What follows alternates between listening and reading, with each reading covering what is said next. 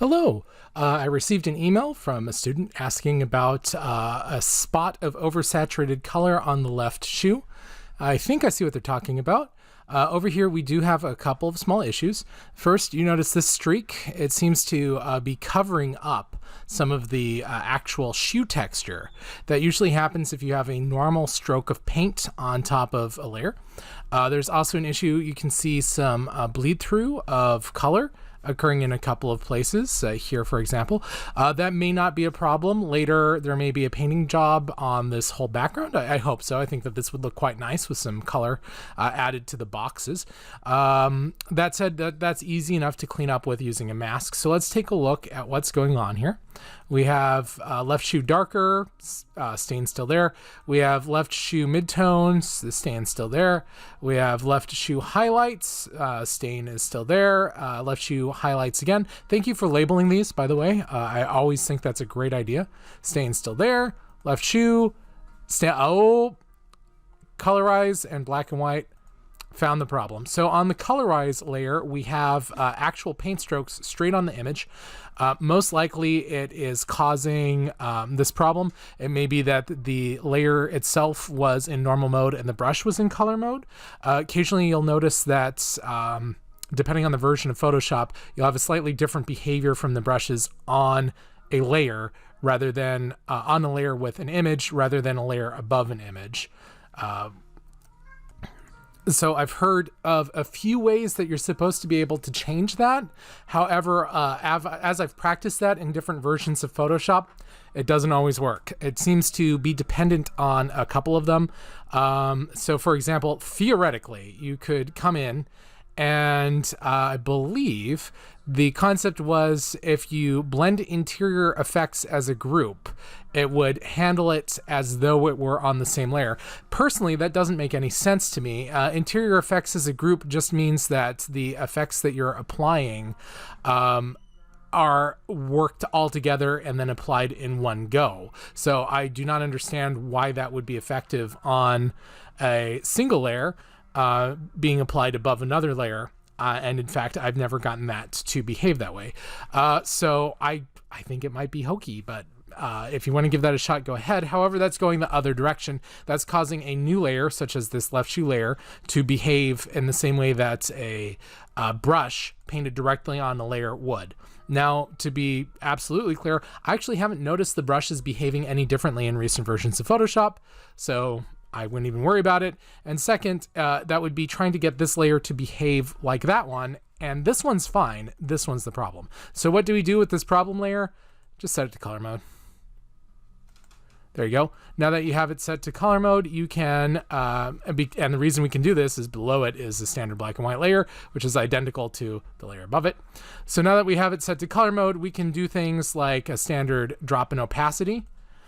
Look at that, problem pretty much taken care of. We can also change the saturation if you wanted to use a non-destructive method.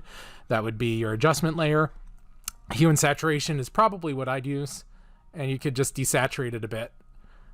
There you go. And once you've done that, let's turn on all of the other layers.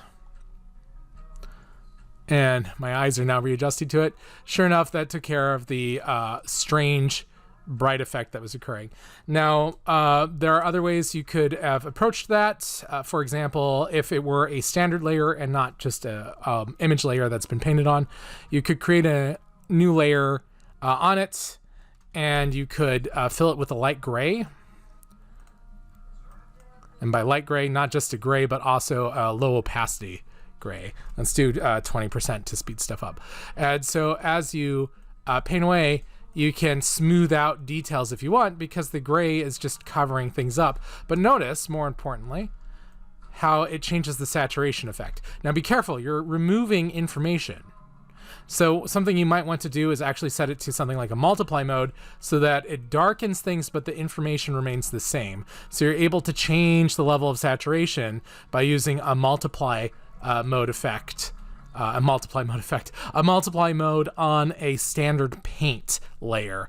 That will allow you to alter the brightness and darkness of things. We'll multiply just the darkness, but a lighten mode, for example, would alter the lightness. So if I were to produce a new layer, again, between the black and white image and all of the coloring layers, and crank this over to a lightening one. Notice at first it's just removing detail because it's a standard paint layer. I'll now set it to something like screen or lighten, and that might have overblown it, like strongly overblown it. So let's actually do this. I will do an overlay or a soft light. There we go. And now I can brighten things without losing detail. And notice now we can brighten up that streak, but it doesn't look out of place simply because the overall image is becoming brighter as well. So that's another way you can handle it if you have issues with your colors becoming too bright. You can also do things like do a dodge and burn effect on your process in your layers. So you'd grab the, it's O on the keyboard, but grab something like your burn. Now to do this, be careful. I'm going to duplicate the image here. Now I can just do things like burn straight on the image, and that will allow me to darken things up. You can also dodge to brighten things up. And you may want to control your exposure and, more importantly, your range. If you dodge the highlights, it will affect the white areas. See the box being affected immediately. If you dodge the shadows, it will affect the darker areas instead. And guess what happens with the midtones? That's right, the midtone area. So you can target things separately a little bit at a time. Okay, so notice that's a destructive edit, so watch out for that. You could try a non-destructive method. I will create a new layer and set the layer to something like burn or color dodge.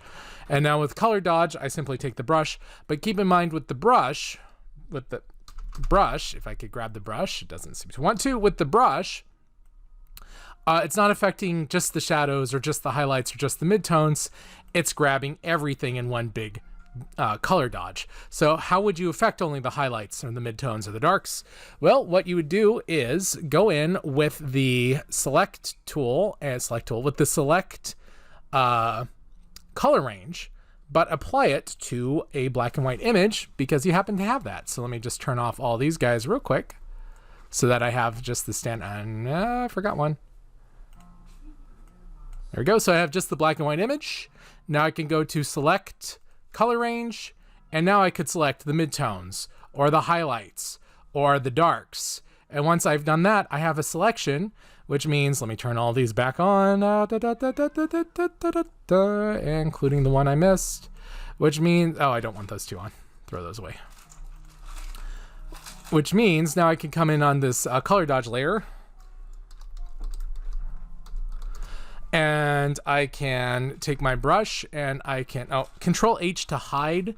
I still have the selection. Control H, it's back. Control H again. Notice I am painting with black. That's not really going to do anything on a dodge effect. Let's grab something above mid-gray.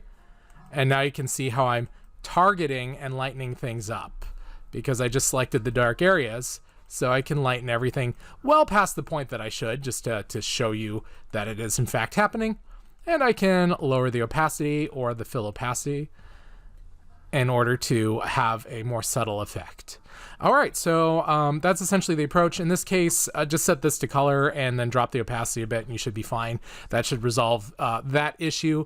The other thing I would recommend, you've got this great mask going on here. Apply that mask instead of this fuzzy mask. And then later on, come in and add the reflected color off the shoe. So how do we replace it? I just got to delete this mask real quick. Control A, delete. Click on this mask. Now, keep in mind, I alt-clicked to get into the masks. Control A, Control C, and alt-click to get in or out of the masks. Control A, Control V. So that's the same thing as edit, select all, edit, paste. So now, let me check the other masks to make sure we've got no other fuzzy shenanigans. We do. Control A, delete, Control V. Any others? Control A, delete, Control V.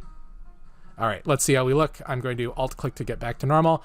Beautiful. Okay, so with that, we've ended up with a nice crisp mask, and so now we don't have the bleeding effect going over.